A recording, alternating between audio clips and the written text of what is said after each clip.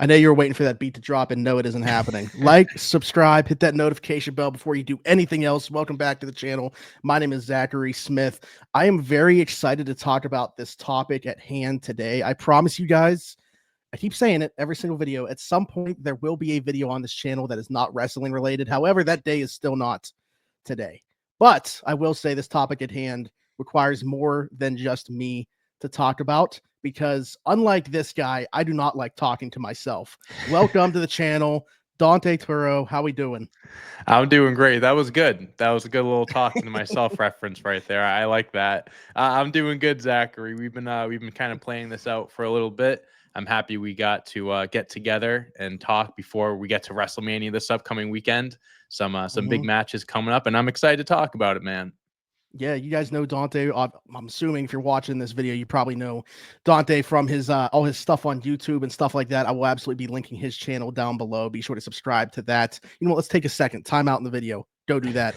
Now that you're back, let's talk about Make your this rounds. topic. Make your rounds. Make your rounds. Dante, I want to bring this up because I feel like this is something that I've just seen from the IWC, the internet wrestling community, which, by the way, honestly was a big part in why I was not doing wrestling content for the longest time, because it can be an awful place on the internet in the wrestling community. However, I will say you putting out content and watching you and what you do on like a daily basis was honestly like a big reason that I wanted to start doing wrestling content on this channel. So I had to bring you on here. My God. I mean, that means a lot to me. That the ultimate compliment is people saying like content I make or whatever inspires them or brought them back into wrestling. Like those are the two biggest compliments I can get. So I appreciate that. Absolutely. All right. Well, so what I want to talk about, like I said, the IWC goes nuts over a lot of things. One thing that I've seen a ton this WrestleMania season is too many multi-person matches being incorporated nowadays. And honestly, this was a thing with just like 3 before we even got the Stand and Deliver card, but there's 3 on Stand and Deliver alone. So I honestly keep forgetting that that's this weekend. It's not like 9 in the morning or something like that.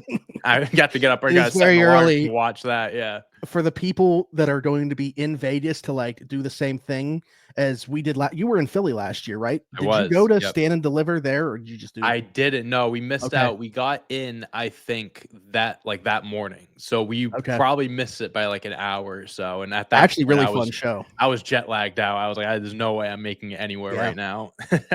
Actually really fun show. I was there. And what I will say about Philly, you know, I'm a Pittsburgh guy, so not the biggest fan of Philly in general, but the way that it's set up with like their sports complex that's there, it's really cool to just be able to walk to all of them, like all in walking distance. It's just one giant parking lot with all the sports teams set up. But anyway, Stand and Deliver last year was a really fun show. But yeah, for the people that are going this year, the local time for that's like 10 in the morning. God bless you. But anyways, 3 multi-person matches on that card alone. The NXT Championship match, Obafemi, Trick Williams, and Javon Evans. The Women's Championship match, Stephanie Vaquer, Julia, Jada Parker, Jordan Grace.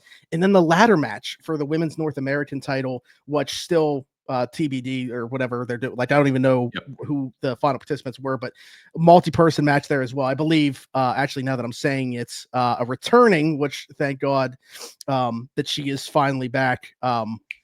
Who was it that was in Chase U? What's her name? Oh, Thea Hale. Thea Hale.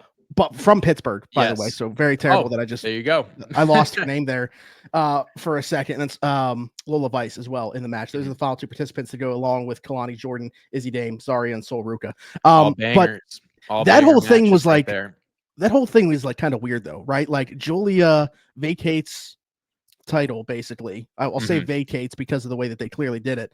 And then Stephanie Vaquer vacates the North American Championship just for Julia to come back into the championship picture. It was an interesting scenario. You'd think like maybe Julia was injured or maybe they're doing call-ups or something like that. At the same time, NXT's weird because Roxanne's been going back and forth for the last now like she 6 has months, match. it feels like. So yeah, she's in a tag team match, a fatal 4-way tag team match. She's not at WrestleMania. Her and Jade just being put together. Back together, again, like they never left. But so what I wanted to really bring up within that though is like, is this just a way for people to get on the card, in your opinion? Like why the multi-person match thing has really been a thing? Like incorporating this further into the weekend, right? You got obviously the triple threat with Roman Reigns, CM Punk, and Seth Rollins. Yep. on Saturday. Sunday, you got a triple threat for the women's world title with Io Sky, Bianca Belair, and Rhea Ripley. And then obviously the Fatal 4-Way, which is going to be a banger for the IC belt with Braun Breaker, Penta, Finn Balor, and Dominic Mysterio. Why do we have all these multi-person matches? I've seen a lot of people just say this is a cheap way to get people on the card that they feel like deserve to be on the card. I mean, I think that's definitely part of it. I mean, let's be honest. There's just so much talent on the roster, and it's hard to fit everyone in. And the best way to do it is a multi-person match. Now, me personally, I'm a sucker for multi-person matches. In my opinion, there's not enough on the WrestleMania card. The SmackDown Tag Team division should have a multi-person match on the card. I mean, ladder match? Is that kind of what you were thinking was going to happen? That would be the best way to do it. I think, like, for a team like New Day and Viking, or War Raiders, excuse me, I'm so happy they're on the card. Like, they deserve it and everything. But if you're going to have one set of tag team titles, I would think the other set would be on there too. And then I look at, like, the women's tag team match, Liv Morgan, Raquel versus Bayley and Lyra.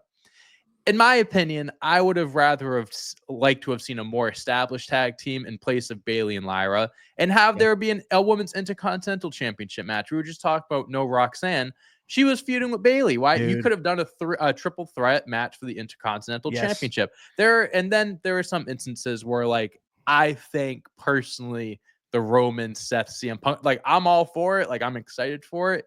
You could have split that up a little bit. Like, a few months ago, I was all in on Roman versus Drew, and then Seth and CM Punk do their own thing, or just like whatever combination. There are some matches where it's not needed, and then there are some matches where it makes sense, like the Intercontinental Championship match. Like, all those guys work together, it makes sense.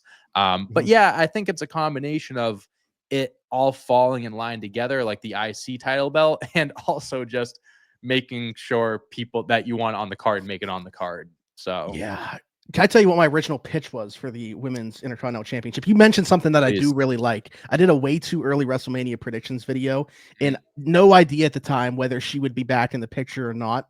But I wanted Becky Lynch to come back. And have the feud with Lyra. I also made I should go back and watch it and see how wrong I was. But I know for a fact one of the matches I had on there was Becky versus Lyra, because I thought Becky going after the women's IC belt elevates the title, elevates Lyra. Big match at WrestleMania. We didn't get it, but no, I agree with that. I think that would have been a cool direction. Dude, and like you mentioned the SmackDown tag titles, and I'm so glad that you did, because like I feel like tragic. With SmackDown going to 3 hours, like the biggest thing that has saved that, and I know that, like, from a storyline perspective and match perspective, it hasn't been there. The biggest things for me have been Chelsea Green as the U.S. Women's Champion, not on the card at all. Another person, and then the SmackDown tag title division, which has been absolutely cooking, as opposed to the Raw tag team. I'm going to give you another pitch here in a second, but the SmackDown tag titles, to me, I don't know how that's not on the card. Like, that should have been easy money. Like, you know, everybody always talks about the SmackDown 6, going back to like when you first got into wrestling, the heydays of wrestling. Absolutely. Right now, with what they got, like that SmackDown 10, those 5 tag teams, man, they're doing such great work. And to not have them on the WrestleMania card, because I understand they're trying to treat the SmackDown before like it's like part of WrestleMania in general, and they got the Andre the Giant on there and stuff. Yeah, even then, it diminishes the value of the tag team championships, or even who even cares about the Andre the Giant Battle Memorial. That too, I guess. 100%. And even like if that's the case, okay, well, like at least make it some multi-team match on there. Like, it's only the 2 tag teams that are getting their spotlight on WrestleMania. Yeah, and then I look at the card too, and then there are some matches that I think shouldn't be there. Like AJ Styles, Logan Paul. Like, give me a break. Like, I think Logan Paul is a phenomenal in-ring competitor. Like, I give him his credit more than most do. I will defend him. I have in the past. But AJ Styles is getting up there in age. We know he doesn't have many WrestleManias left in him. Doesn't have the best track record in the world when it comes to WrestleMania matches. And we're giving him Logan Paul, the guy everybody hates. Those two could have been added to the IC title match, in my opinion, because Logan Paul, just add him to a multi-person match. AJ and Braun had a face-off like a month ago, and then that went away. That, for example, like, put those two in to a multi-person match. Then you have one more opening. SmackDown Tag Team Championship. And someone like Chelsea Green, I'm glad you brought her up. Why can't she can't defend the United States Championship? Put her in the Women's Tag Team Championship match. Her and Piper Niven, that multi-person tag team match. Like, there are some things that, in my head at least, logically make sense that for some reason Triple H isn't putting everyone on the card, but I don't I don't book it. I don't have the pen. I just watch. Yeah, it's funny that like this video, and I'm not saying that I came on here wanting to make the case for there being less multi-person matches, but what we've done is create more multi-person matches. Dude, Than listen, bro. with.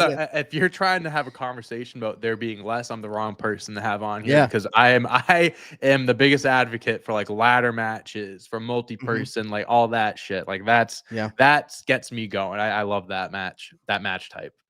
Yeah, absolutely. That's why, like, I wanted to go back to the Stand and Deliver thing just because Mhm. I wanted to get your perspective on kind of the way that we got to here, just with like Stephanie winning the women's championship, but then vacating the North American. Mhm. Like, I understand what they're doing. It obviously protects her from taking a loss to drop it to somebody, but it all seems kind of weird. And I'm not saying like there's like this curse thing around the Stand and Deliver season, but it feels very similar like years ago when Roxanne vacated the title because she got like whatever collapsed in the ring, then came back Right. and deliver. Yeah. Indy Wow. Hartwell wins. I forgot about that. Indy Hartwell wins the belt. It gets called up, but is injured at the time. Yeah, I and remember nothing that. happens with it. Like, what is your thought process on just like that picture going into the weekend, and really your expectation for those multi-person matches on that card? Well, first and foremost, I just want to say that the women's division in NXT is the best women's division in like American wrestling at the very least. Like it is the best division you can see on you can watch on television. They are just some incredible athletes, and there is no shortage of superstars in that division that I think could genuinely be like world champions one day or something. But I think the plan has always been for Julia and Stephanie, and you can even say Jordan Grace. I mean, I think she'll still be in NXT for a little bit, but I think the plan was for Julia and Stephanie to always have short stints in NXT. I don't like the whole complication. I'm surprised that the unification match or the title for title match happened as early as it did. I thought that was a match that would happen this weekend.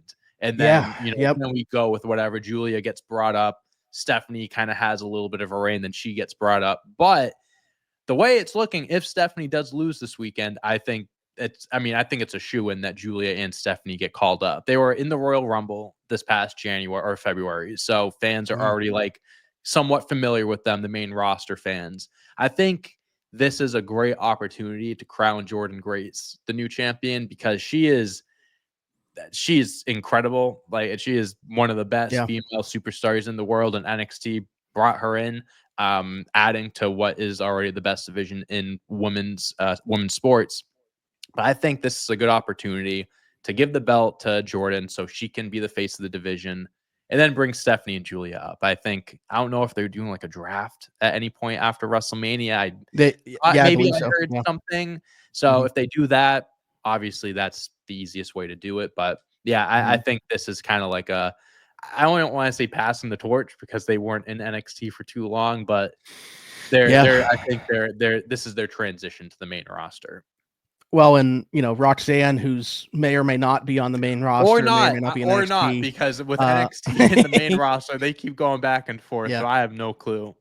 Yeah, so she debuted. She was on the Raw after Mania last year. So wonder if you see something like that with one or both of those two, that would certainly make sense. And as far as the North American title, like Sol Rook is my girl. I think she's the best worker. That's my pick. That they have.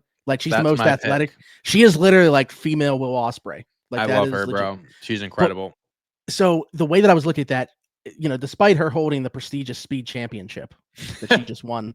From Candice LeRae, I would absolutely strap her up with the North American title as well. I guess my question then becomes, with what you're talking about with Julia and Stephanie Vaquer, if they do go up to the main roster, I know you just said how you feel about the division in general.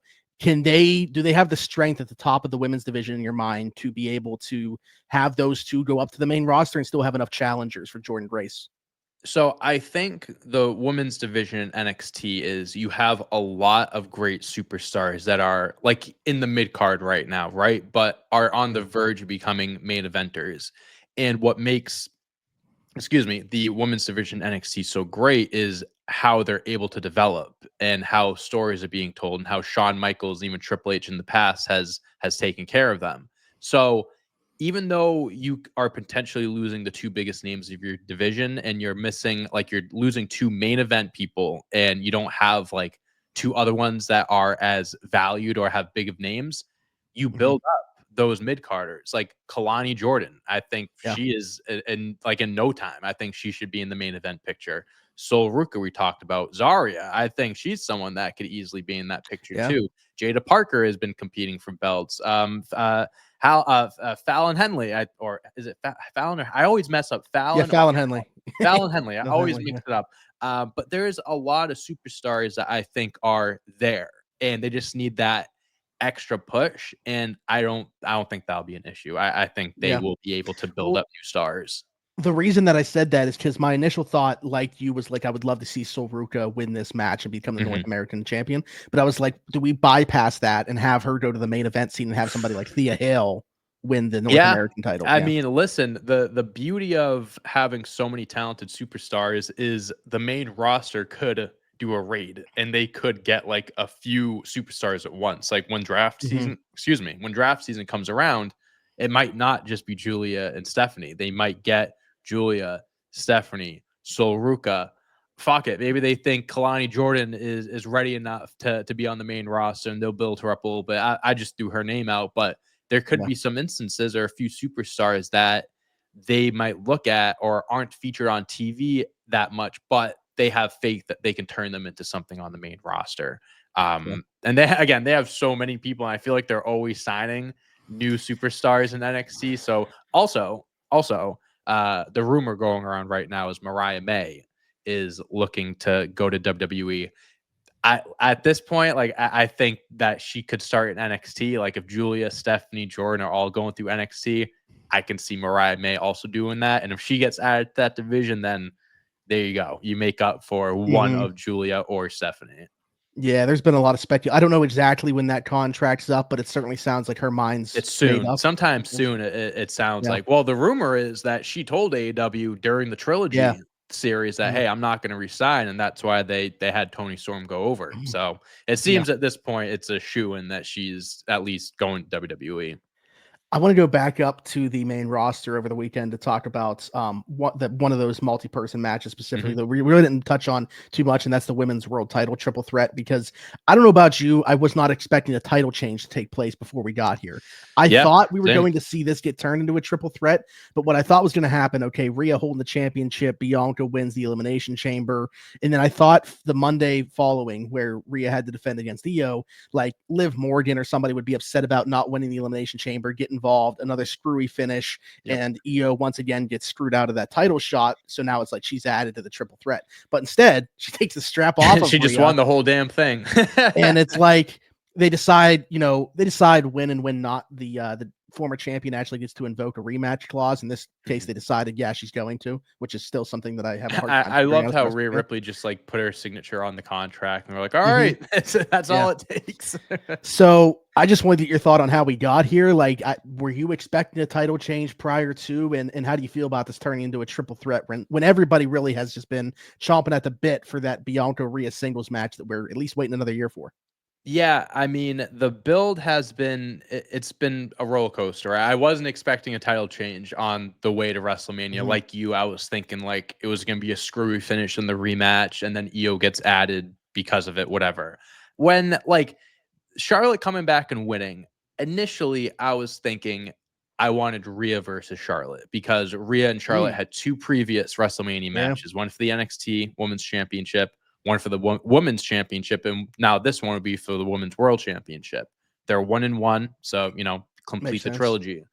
But then Charlotte and Tiffany started their thing. Bianca won the Elimination Chamber. And like you mentioned, we've been looking at Rhea Ripley versus Bianca for a while. Like, they've crossed paths before, but never had that one-on-one match, especially at WrestleMania. And I Mhm. was all for that. But then it's like, Io Sky, they're doing this whole story of her missing, not making it into the Elimination Chamber, not getting onto the card one way or another. She's getting screwed out of things. And we we talked about the multi-person matches earlier. Like, I'm all for putting three of the best women's wrestlers together. Like, it was definitely a little, I don't even want to say messy because like it made sense. It was just Rhea lost her belt They got double disqualified, and Rhea got her rematch or whatever. Like, it wasn't like anything that was, to me, was too confusing. Like, it makes sense. It was just, we did a lot to get to where we are, basically. And it's going to be a great match. It could be match of the weekend, to be honest with you. Like, that's the three best women's wrestlers in the world. So I expect nothing less than greatness. I actually think Bianca is going to go over this weekend. I think Undefeated WrestleMania. protect her WrestleMania streak. Like, I know it's only 4-0 and it's no Undertaker streak, but like, that's something that we should protect. And like, she shouldn't lose it in a multi-person match like this. Like, save it for a big one-on-one match where it means something. I think WrestleMania 42, that could be the one-on-one with against, Rhea, and it could be championship versus streak or something like that. I was gonna say it could be that. It could be Jade if you want to build up that feud, because I know eventually we want to do that. Like, whatever you want to do, but whoever will beat Bianca, it'll mean more because Bianca's undefeated still. Closing out Saturday night and closing out this video, the last thing that I'll go back to is the CM Punk, Seth Rollins, Roman Reigns match, because I agree with something that you said within yours is like, I'm excited for this. It's going to be more about like the storytelling that they tell within there. To me, it's going to take them like 10 minutes. It's going to take them 10 minutes to put their hands on each other in this match. It's going to be like, it's going to be 45 minutes long. Half of it's going to be the entrances and just the entrances and getting the crowd going. Yeah, it'll be a great time. Don't get me wrong, but that is what the match will be. Like how many Shield references we get throughout it. Yeah, we're gonna have to come up with some drinking rules for some of these matches, like Shield references, Paul Heyman, whatever it is. Yeah. But anyways, like, this is another one. I agree with you that at the beginning of this, not something that I necessarily was like chomping at the bit to see, just because I wanted to see these stories told individually. I didn't think that we needed to do it in the form of a triple threat match. Now that we got here, don't get me wrong, I'm intrigued by it. I can't wait to see what they do with it, especially because of like this Seth Rollins standing tall on Monday, him not stomping Paul Heyman, and then apparently being owed a favor just for not doing it. I guess if you pretend like you're gonna hit Paul Heyman, I don't know how real that is. Like, is it a real? Does he mean it? Like, is that a real favor? Well, that's I said shit out there. I said on a different video that I made, if that's how you do it, I'm going to show up to Allegiant Stadium, make Paul Heyman flinch, and say he owes me a favor for not hitting him. Sure, so, yeah. But anyways, I think that added a lot of intrigue to this for me. Dante, 3 weeks ago, I texted my one friend and said the scenes at Allegiant Stadium when Paul Heyman turns on both and aligns with Seth Rollins. Now that is something that like people are actually talking about happening. It's a possibility. What is your thought on the way this is going to go down? So I love that way of thinking. And I think to close out WrestleMania, night 1 and night 2 is going to end with something's going to happen at the end of both nights. Like with the men's triple threat match, like they're not obviously 3 of the biggest names, but they put that the main event for a reason.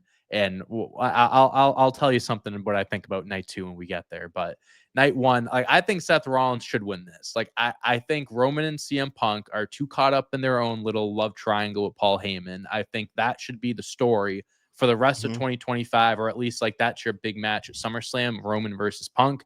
Let those two tell their individual story. Roman and Seth, I think they definitely should get their one-on-one match later on. But I think I agree with you to an extent where I believe Paul Heyman will help Seth win, but it's because he's pissed off at Punk and Roman for being children or whatever, like getting Paul Heyman in harm's way. So he's like, screw you guys, like neither of you deserve to win this. He helps Seth, but doesn't exactly align with him.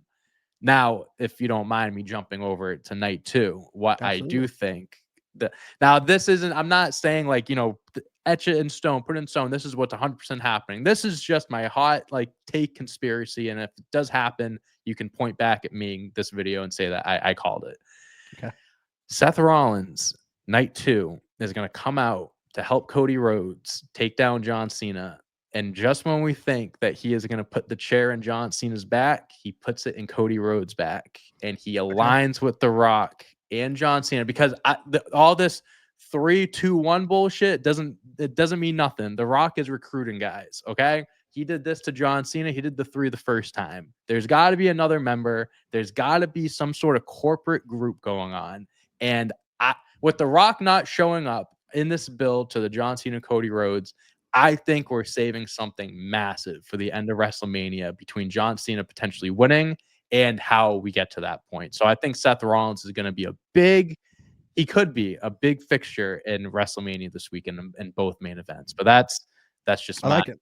conspiracy or my tinfoil fantasy booking hat on right now. Well, the other guy I think is so intriguing going into the weekend is Randy Orton, Him too. because Yeah. don't know exactly who his opponent's going to be. Nick Aldis, Solo Sikoa, maybe you. I know that you got a match under your belt. I did have a Maybe match. you're Yeah, showing up. I am undefeated. I gotta get back in the ring and defend my own streak at some point.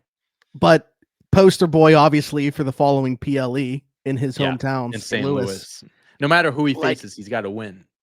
and you could tell a great story with either one of the two that are main eventing night 2. Like Mhm. Cody, obviously the history there. John, the history there. Oh, it's easy. You can Like, slide him in for either one. yeah. So you were mentioning somebody else joining John Cena, The Rock, and Travis Scott. Let's not leave out And Travis Scott within that of fact. course, of course. Could Randy Orton make sense? Because he's within like that same. It's within reason. I Okay. think at this point, bro, like since John Cena's heel turn, it's like anything's possible. You know, Mhm. I don't think there's anything that we think that like, oh, this will never happen. There's a chance that'll happen. Like, not even just the whole John Cena heel turn. Never mind in his last year as a full-time competitor. Look at Mhm. CM Punk coming back to WWE. Yeah. That's prime example Which, number by the one. way, I agree. CM Punk versus Roman Reigns makes sense as the feud of the summer, but CM Punk and Cena, especially Oh, because they what a got to run that. callback! What a callback it would be. Money in the Bank.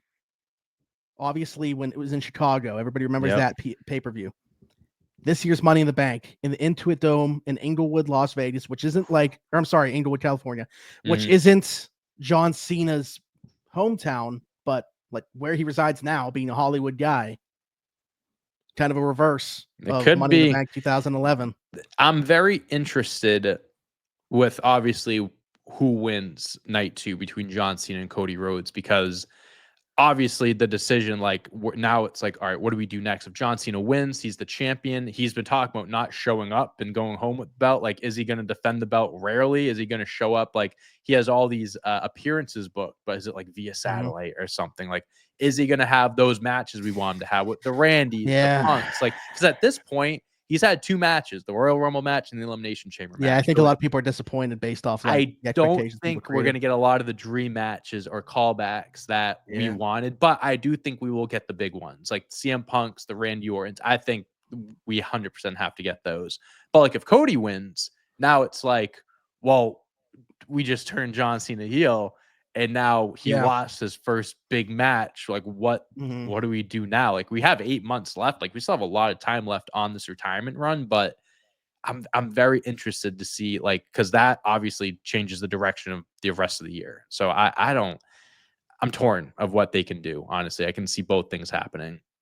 Last thing, and I'm putting you on the spot here. In your opinion, I'm sure Oh we'll change God. on this before you make your own video about this. But we're talking about multi-person matches. I just Mhm. brought up Money in the Bank. Who are your early predictions to win the Money in the Bank, men's and women's? First name that comes to mind for women's, I think of Naomi. I think Naomi. Oh, okay. This is she has been doing the best work of her WWE career with Jade right now. She has been unbelievable, and she's one of those wrestlers that I think has been like hasn't been treated as well as she always should have, given how good she is, like in the ring and her character work and everything. So, and with everything with Bianca being in the world title picture, I would love to see her Mm, win a championship, maybe a mid-card championship, but Money in the Bank, getting involved with Bianca, Jade, keeping that all going. I think a world title reign is very likely for her, at least the year post Money in the Bank.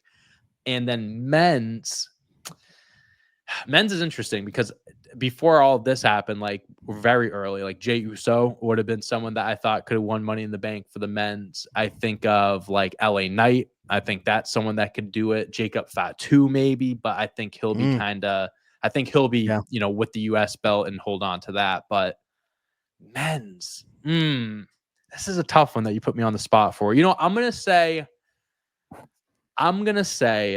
this is gonna be a weird one, but we've been Okay. getting not everything is gonna be like, oh, what you expect, whatever. I'm gonna say Andrade. And I'm gonna say Oh, wow. Andrade Very sneaky pick. Now, I'm saying that too because I have a lot of confidence that we could pull off those shocking wins because Jey Uso just won the Royal Rumble, and no one was expecting that as popular as he was. So someone like Andrade winning, like he blows my mind that he hasn't been a U.S. champion since he's been back in the company. Like he's been in that picture, and it feels like he was a shoo-in to have at least a little bit of a title reign with the belt. But he is so damn good. I am an Andrade fan. I am an Andrade supporter. I don't get why he's not on television every week. He's so damn talented. His character's great. I think if they give him the proper push in time, this guy can be between a main event, a top mid-carder, and like a lower main event guy, and you can elevate him into that main event scene. Like I just think they have to put the time in, but if they do, that's money. That's money right there. Maybe they're about to turn the Andre the Giant Memorial Battle into the Andrade the Giant. Hey, why maybe not? he's gonna be a part of it on SmackDown and win it. I don't know. They're telling this weird thing with like Berto too, and I know that a lot of people are picking him. I don't even know. I don't honestly, dude. Yeah. Like you I'll be telling me honest, this is the I don't really news care. to me that they're having tomorrow night. News to me. Real quick, so I know based off 2024, not looking great. My picks: Roxanne Perez to win the women's. Hopefully, she's in the spot. That's a great one for women's. Yeah. My men's. I don't think he needs to win this. And honestly, like going back to the multi-person match, I think Braun Breaker is my pick. By the way, who I'll say. Okay. I think he should drop the IC belts at WrestleMania and then just immediately chase Jey Uso and tell the story that they were with the Intercontinental Championship. Because as much as I love Jey and appreciate his ability to get over and stuff like that, he doesn't need to have a long title reign. It's really just about rewarding him for getting over with the 100%. Crowd and everything like that. We're on the same page there, bro. I think Braun Breaker, WrestleMania is the perfect time for him to lose it in the multi-man match, and then without him being beating pinned, Jey and doesn't get pinned. And Jey, I think he could have a good reign up until SummerSlam. I think that would be a good time to kind of drop the belt, like him dropping it to Braun or something.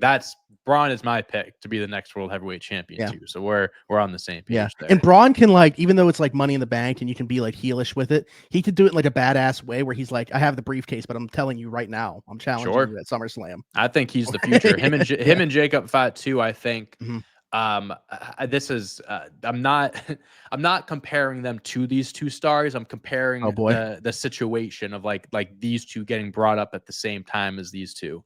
It's like a John Cena and Batista, where like these two guys came up. John Cena on Raw, Batista on SmackDown, and those were their brands for years, and they came up at the same time.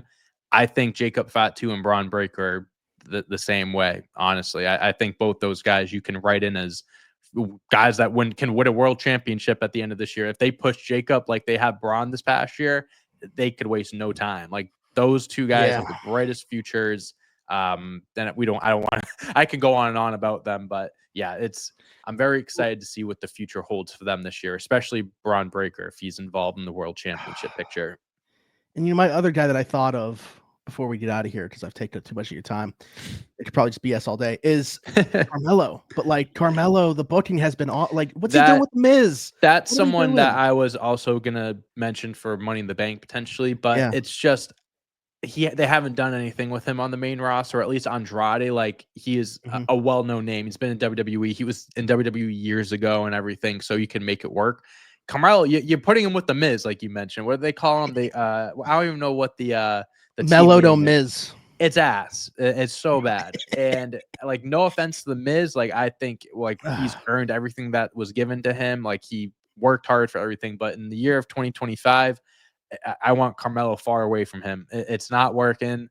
They need to have Carmelo Hayes break off and give him a good push, man. I don't get why they're not pushing him. Like I know him and Braun Breaker are two different athletes and stuff, but come on, man. That should be the John Cena Batista we're talking about.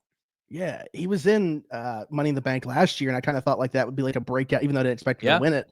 I thought it would be like a breakout for him, kind of the same way that I was viewing Montez when he was in that Elimination Chamber for the U.S. belt. And but anyways, we'll see what happens the rest of 2025 for Melo, but hopefully he breaks away from the Miz and does his own thing. But man, I really appreciate you joining me on here. It was a great conversation.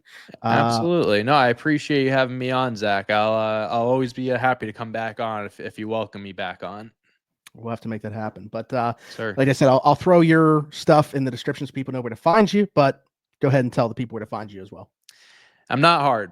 You can just search up Dante on Deck or Dante Turo. I'll pop up on Twitter, YouTube, Instagram, TikTok, all that stuff. I'm mostly on YouTube. I put out daily wrestling content, so you can subscribe to me there for wrestling, like mostly WWE stuff, WWE 2K video games. I have my podcast talking to myself, like you mentioned very slickly earlier, Zach.